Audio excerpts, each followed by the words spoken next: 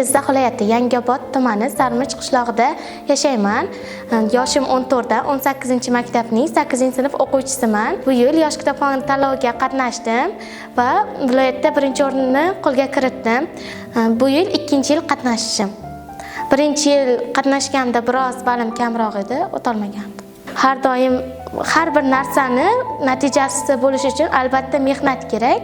Har bir inson biror bir g'alabaga erishish uchun biror bir narsadan kechish kerak. Uyqusiz tunlar, qorong'uda o'qigan kunlarim, har bir narsaga mehnat bilan erishdim. Masalan, onajonim barcha kitoblarimni, yo'q kitoblarni olib kelib berdilar.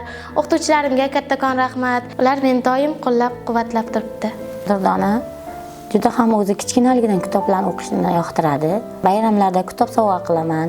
Men qizimdan juda ham umidlarim katta. Ko'proq kitoblarni o'qiganda, mana mutolaaga kiradi. O'zimga shu kitobning xulosasini aytib beradi. O'zim tinglayman avvalo. Keyin bunga ko'p ustozlar yordam berdi.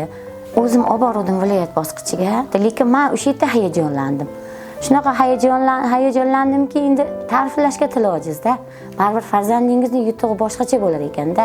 Hamkasblarim hammasi tabrikladi. Ko'cha-kuyda ko'rgan qarindosh urug'lar, hattoki begonalar ham kelib, "Voy, qizingni yutug'i bilan tabriklayman" deb hammasi yaxshi niyatlar bildirib tabriklashdi.